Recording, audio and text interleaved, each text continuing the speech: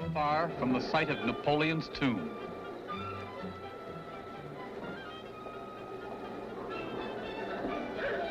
Walking along the teeming streets on the left bank of the Seine. These barracks where he lives and works. This is where we found him.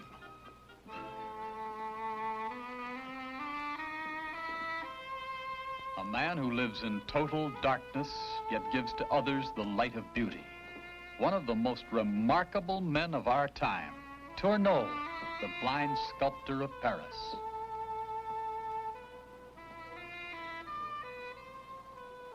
It was in answer to this letter from Miss Leslie Jean Phillips of Newport, Rhode Island, that we went to Tourneau's studios, and we were really amazed in more ways than one. As a sculptor, he works in the visual medium with something to be seen, and yet he himself is sightless. But that's only half the story. Here, using this lovely girl as his model, he shows us how it is possible. His sensitive fingers check the contour of the forehead, the nose. Relying entirely on his sense of touch, transferring from the face of the girl to the clay model. Now the forehead. Measuring chin to cheekbones and nose. The same measurements now on the face of clay.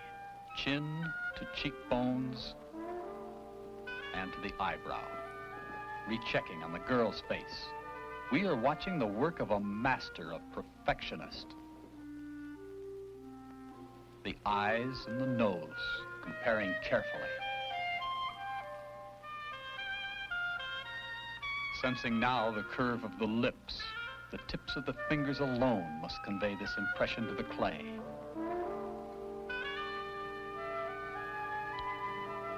Now more shaping, a technique all his own, one that took many years to perfect.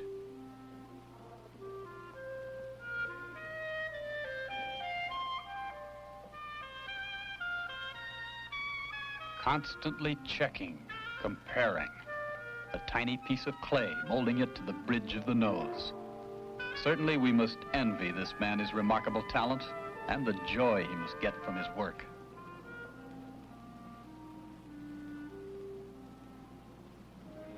A study in concentration. We alone are aware of his handicap suffered in the First World War 38 years ago, but there's still another. Tourneau has but one arm, also lost in battle.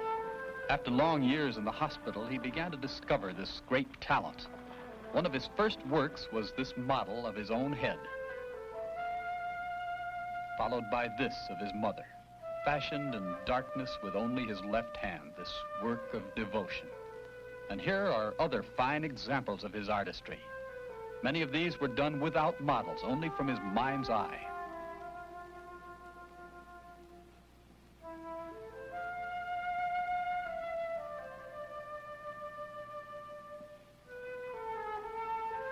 And here we come to his most incredible work, a large statue of his hand, hailed by French critics as a masterpiece, his one hand. Certainly his greatest problem, how to feel the length and curve. He shows us, feeling with his lips. Only Tourneau knows how he transferred those measurements to the much greater dimensions of the model, yet it's perfect in every detail.